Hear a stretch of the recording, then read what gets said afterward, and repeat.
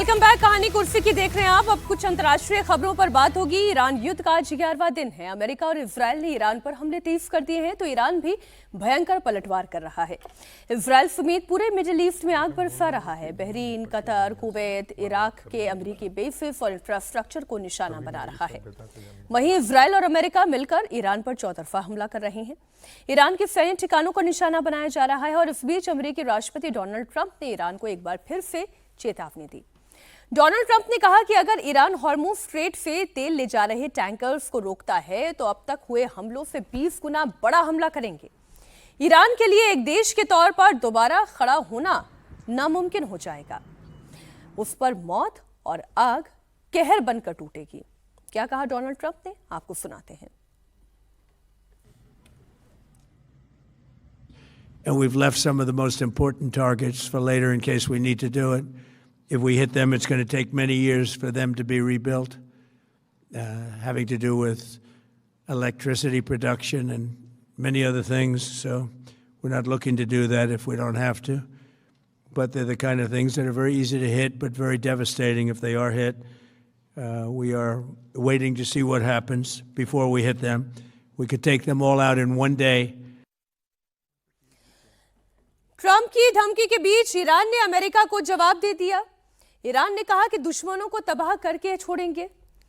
ये युद्ध जो है हम खत्म करेंगे, ये हम तय करेंगे कि कब इस युद्ध को खत्म करना है।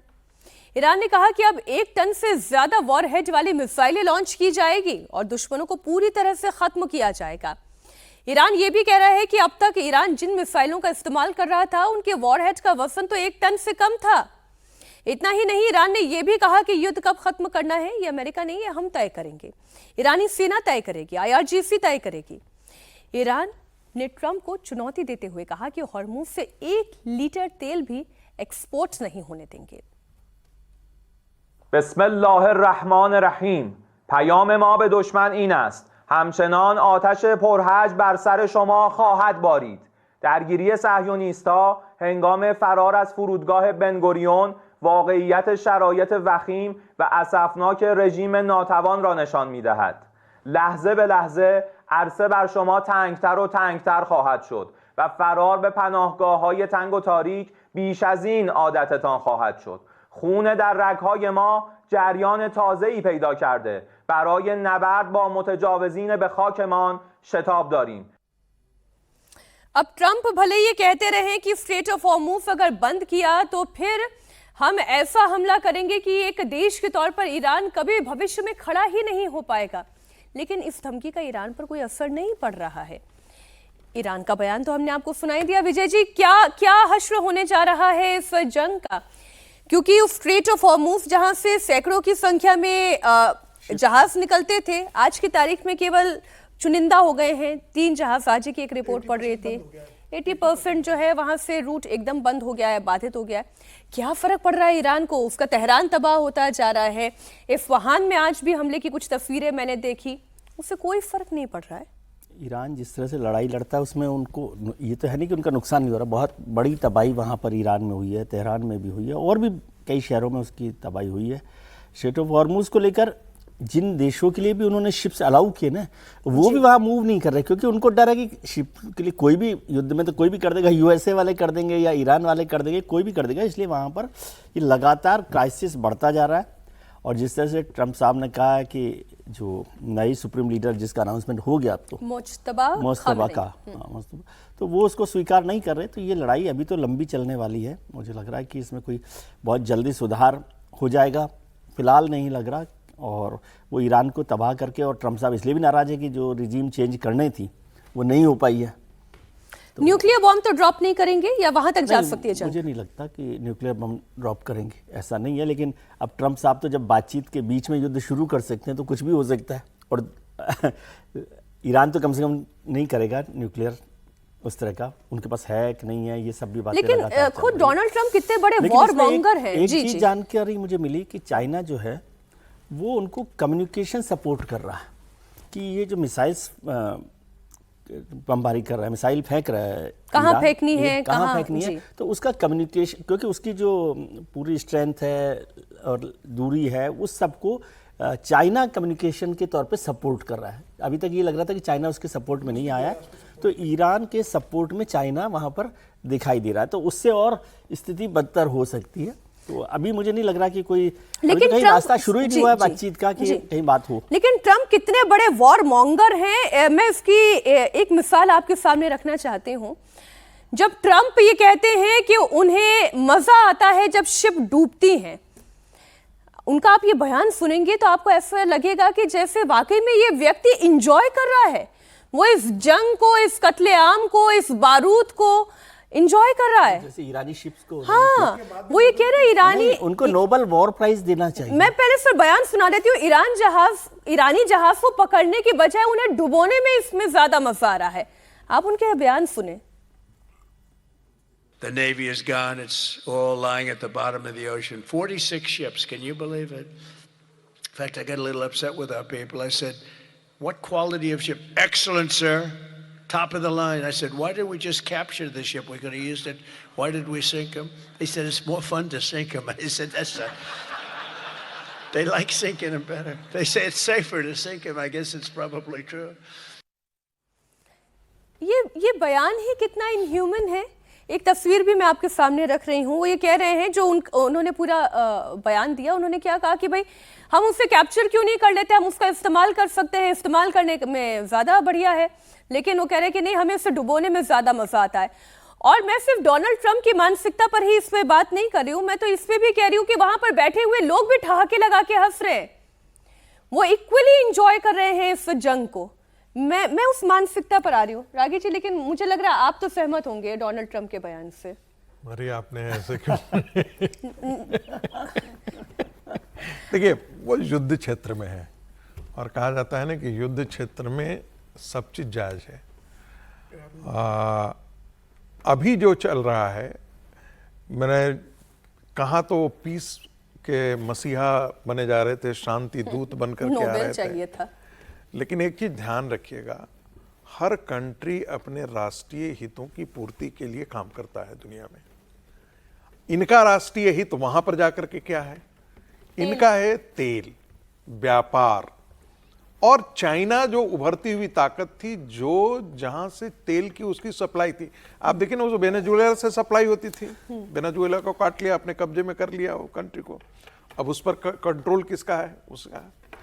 ईरान से सबसे ज्यादा तेल सप्लाई कहां होता था? चाइना सप्लाई होता था।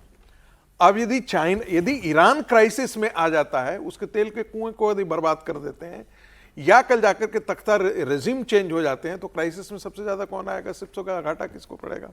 और उस एरिया में ईरान के कई लोगों का मानना है कि यदि ये वॉर चलता रहा तो इंडिया का जो आईपेक का जो प्रोजेक्ट था, वो भी जो है वो खतरे में पड़ जाएगा। ये अलग बात है। लेकिन घाटा तेल को लेकर के, एनर्जी सेक्टर को लेकर के घाटा किसको है? तो उसको है। फिर घाटा इसमें यूएस को नहीं हो रहा है? नहीं, सभी को घाटा हो रहा है। आप देखिए ना, कल जो यदि आप देखेंगे कि वाटर जो समुद्र का पानी था, उसको जो पीने के लिए, अब वो ईरान तक थोड़े सीमित था, वो तो खाड़ी के अन्य देशों तक भी सप्लाई होता था। अब उनका वाटर क्राइसिस तो सभी के लिए हो जाएगा। कल जाकर के ये युद्ध किस स्तर तक जाएगा, जो आप कह रहे थे ना कि न्यूक्लियर बम गिर सकता है या नहीं गिर सकता है जी। आप इसकी संभावना से इनकार मत कीजिए। यदि लगेगा कि अमेरिका की छवि खत्म हो रही है और ईरान इतना आगे बढ़ चुका है कि उससे दबने के लिए नहीं है, तो आप इस संभावना से इनकार नहीं कर सकते कि अमेरिका कोई उसी प्रकार का बम मारे जो कि न्यूक्लियर बम के करीब हो। दुनिया को बेशक ये न बताए कि हमने न्यूक्लियर बम का प्रयोग किया है, रेडिएशन न हो या नहीं, लेकिन एक खतरे इसकी संभावना से हम इनकार नहीं कर सकते हैं, क्योंकि पूरी की पूरी America as a superpower आज उसका स्टेक जो है वो स्टेक बना हुआ है। यदि ईरान अकेला लड़ रहा है, पूरे खाड़ी के देशों के साथ लड़ रहा है, सारे अमेरिकन बेस पर अटैक कर रहा है, इजराइल के सेवन सिक्योरिटी लेयर्स को भेद करके वहां पर अटैक कर रहा है, अमेरिकन पैट्रियट और थार्ड सिस्टम दोनों को तोड़ करके अटैक कर रहा है, तो कहीं ना कहीं एक चीज तो इस वॉर से निकल करके आया है कि युद्ध किसी के लिए भी ठीक नहीं है। अमेरिका के लिए भी ठीक नहीं था, ईरान के लिए भी इतना आगे बढ़ना ठीक नहीं था। और क्या आप समझ रहे हैं, इतने 1000 किलो बम पड़े हैं तेहरान पर, क्या वो देश ऐसा ही रह गया? 10 साल पीछे चला जाएगा, इसमें भी कोई दो राय वो नहीं तो जाहिर है, केवल राजधानी की ध्यान तस्वीर रखिए, आप देखें सर। अमेरिका अपनी भूमि पर लड़ाई नहीं लड़ रहा है। अमेरिका द्वितीय विश्व युद्ध के समय भी जो था वो यूरोप में लड़ रहा था, आकर के बम जरूर मिडिल ईस्ट गिरा, में लड़ रहा है। आज जो है वो आज वो फिर जाकर के दूसरे देश में लड़ रहा है, उसकी अपनी जमीन पर कोई खतरा नहीं है। और हमेशा से अमेरिका ऐसी ही जंग लड़ता रहा है। लेकिन हम बात ईरान की भी करें, उसने ऐसा तो नहीं है कि ये जंग आमंत्रित की थी, बस वो ये चाहते थे कि हम जिस तरीके से जीना चाहते हैं उस पर अमेरिका हमें ना समझाए, ना हमें सिखाए कि हमें कैसे जीना है, हमें क्या न्यूक्लियर वॉरहेड बनाना है या नहीं बनाना है, एनरिचमेंट करना है या नहीं करना है, वो डोनाल्ड ट्रंप के इशारे पर तो नहीं होगा। और तेल के लिए जो डोनाल्ड ट्रंप ये जंग छेड़ चुके हैं, इस तेल पे पहला अधिकार तो उसी जमीन का है जिस जमीन पर ईरान की जनता रहती है, तो पहला अधिकार तो ईरान का ही है। लेकिन डोनाल्ड ट्रंप चाहते हैं कि वेनेजुएला का तेल भी उनका हो और ईरान का तेल भी उन्हीं का हो, और उनके हिसाब से वहां की भी सरकार चले, उनके हिसाब से ईरान की भी सरकार चले। भीषण जंग के बीच क्या ईरान अपने नए सुप्रीम लीडर को सेफ रख पाएगा? सीनियर खामेनेई के मारे जाने के बाद ईरान के सामने एक और बड़ी चुनौती ये भी है। ट्रंप ये कह चुके हैं ईरान ने खामेनेई को लेकर बड़ी गलती कर दी है। उधर इजरायल ने खामेनेई नंबर 2 को टारगेट नंबर 1 बना लिया है। मुस्तफा के सुप्रीम लीडर चुने जाने के बाद पूरे ईरान में जश्न है। उनके पिता और सीनियर खामेनेई के मारे जाने के बाद मुस्तफा को चुना गया और ये तय भी था। उनके सत्ता संभालते ही ईरान ने इजरायल पर और मिडिल ईस्ट के अमेरिकी ठिकानों पर हमले और तेज कर दिए। इन सब के बीच ट्रंप ने एक ताज़ा बयान दिया। जब उनसे ये पूछा गया कि क्या मुस्तफा भी उनके भी जान को खतरा है, क्या मुस्तफा भी आपके टारगेट में है, ट्रंप ने साफ तो कुछ नहीं कहा लेकिन इनकार भी नहीं किया। You have called him an unacceptable choice. So does he have a target on his back? And how can you say I don't want to say whether or not he does because that would be inappropriate. But hey, look, I had a target on my back because, as you people wrote pretty well, they caught the assassin that was after me. So we just got them first, but they caught the assassin. They have him now in custody that was after me. So how can there be in Iran? Well, with I don't another want to say that, but you know, I was disappointed because we think it's going to lead to just more of the same problem for the country. So I was disappointed to see their choice. तो Donald Trump जिस तरीके से बात कर रहे हैं उस तरीके में तो यही समझ में आता है कि जरूरत पड़ी तो क्यों नहीं मुस्तफा खामेनेई को भी वो एलिमिनेट करेंगे। ठीक हर्षवर्धन जी, ये बात का तरीका तो यही कहता है। नहीं, तरीका यही कहता है, लेकिन मैं पहले भी कई बार कह चुका हूं और फिर कह रहा हूं, खामेनेई का शासन बहुत मानवता के खिलाफ था, बहुत क्रूर था, महिलाओं बच्चों को बिल्कुल यातना थी, जेल जैसा जीवन ईरानियों का था, अभी भी है। लेकिन ट्रंप ये तय करें कि जब फलाना देश में कोई बनेगा उसको हम मार देंगे, उड़ा देंगे, इसको कभी भी स्वीकार नहीं किया जा सकता है। और मुझे लगता है कि यहां पर ईरान का अपना प्रतिरोध, उनका विरोध जायज है। अब अमेरिका चूंकि पीछे नहीं हटेगा, ठीक बात है, ट्रंप का जैसा बड़बोलापन है, जैसी सनक है, और शायद कई बार होता है ना, हम लोग कई बार इस पर बात कर चुके हैं, किसी के एकदम से मौत जब सामने से आ जाए और गुजर जाए तो फिर आपको मौत का डर खत्म हो जाता है। अब जिस तरह से उनके कान को छूते हुए गोली गई थी तो उनको अब मौत का डर खत्म है। दूसरा, अमेरिका की जो ताकत है, अभी उन्होंने कल एक और बयान दिया है कि जो मैं कर रहा हूं ऐसा कोई राष्ट्रपति इस तरह की चीजें नहीं कर पाया है। तो दरअसल उनको ये लगता है कि ना भूतो न भविष्यति, हम सब करके जाएंगे। अफगानिस्तान में जिस तरह से वो फेल हुए, वो उनकी अभी भी उनको वो दंश, वो चुभन होगी, तो शायद उसकी भरपाई वो ईरान से करना चाहते हैं। और उनके मन में ये भी है कि अगर एक बार ईरान आ गया तो पूरी गल्फ और वेस्ट एशिया ये सब उनके कब्जे में आ जाएगा।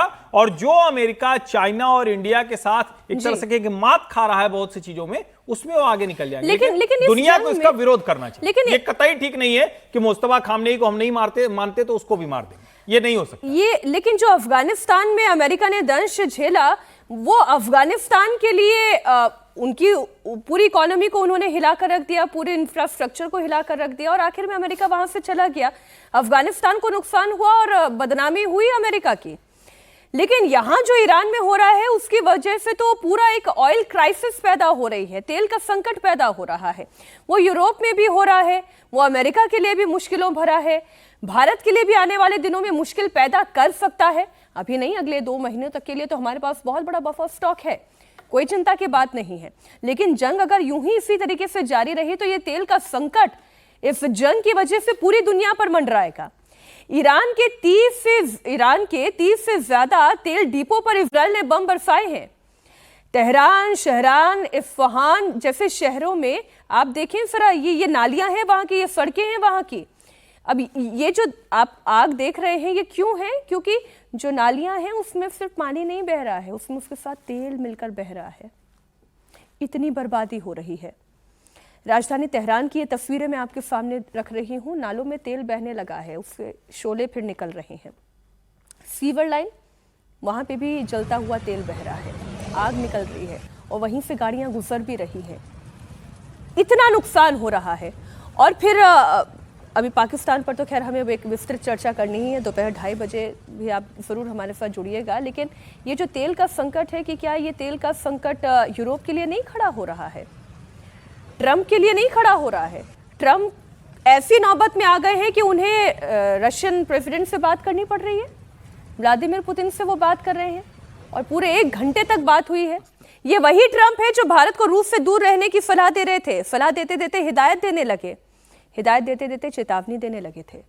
अब खुद किसे फोन घुमा रहे हैं? व्लादिमीर पुतिन को।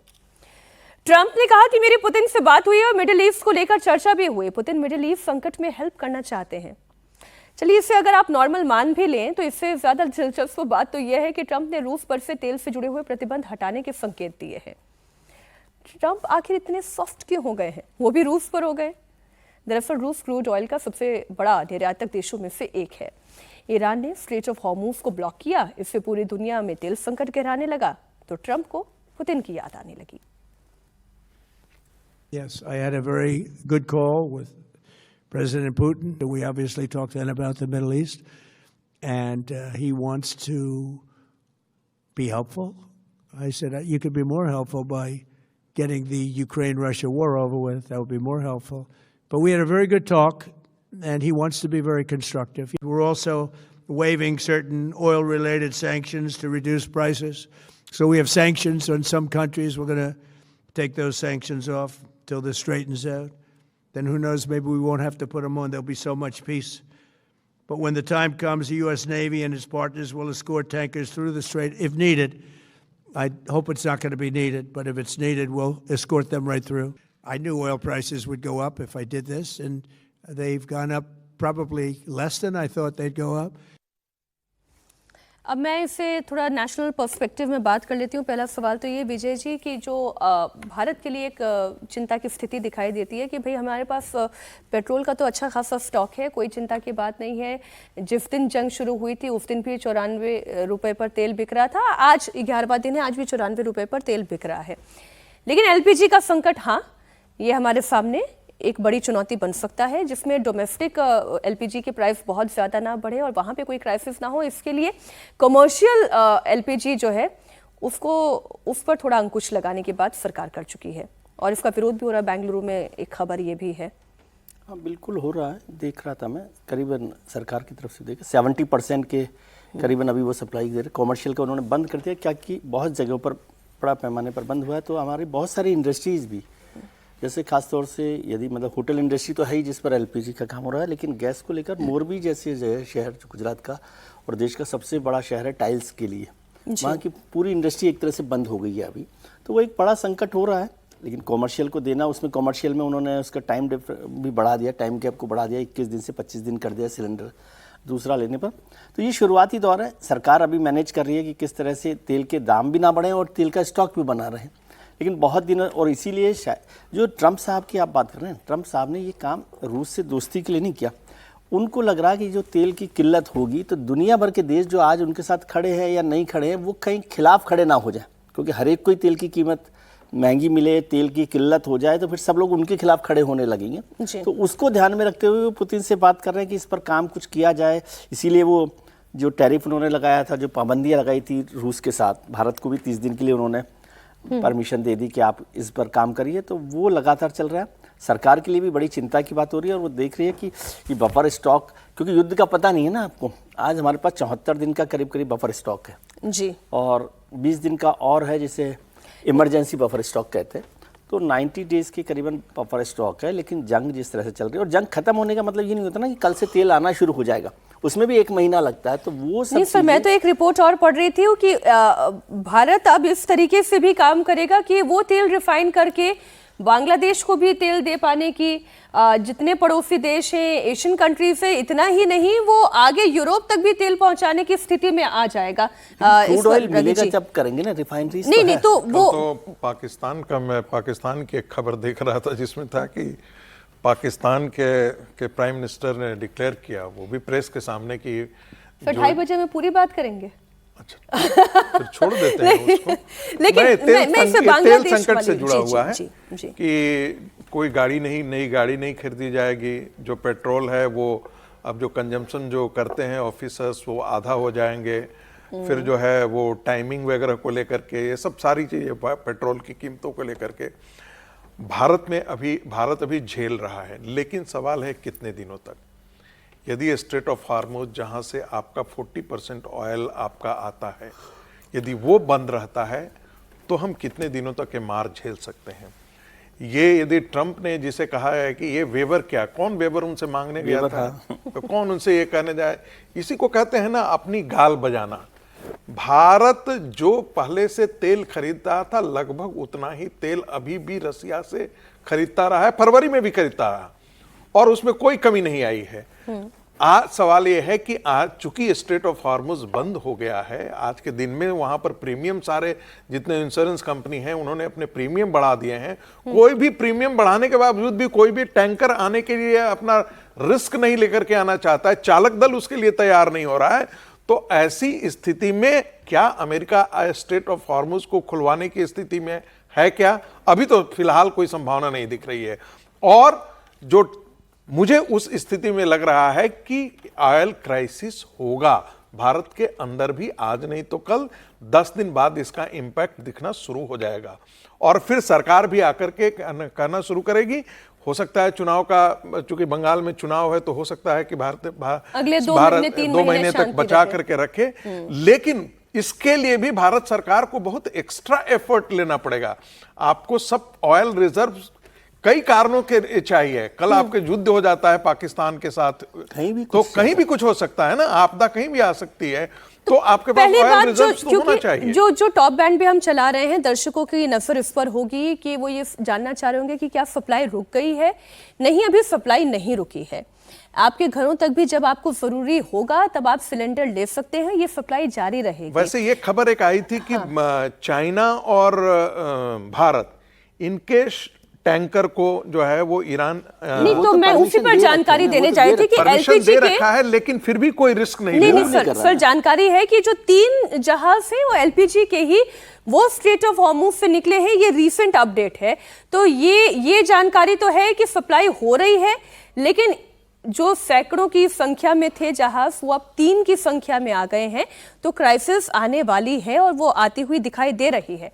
लेकिन फिलहाल अभी मैं आज की तारीख में जब आप कहानी कुर्सी की देख रहे हैं, कहीं कोई सप्लाई नहीं रुकी है, सिलेंडर पहुंच रहे हैं और दाम भी पेट्रोल डीजल के नहीं बढ़े हैं। लेकिन पाकिस्तान में बहुत हाहाकार है।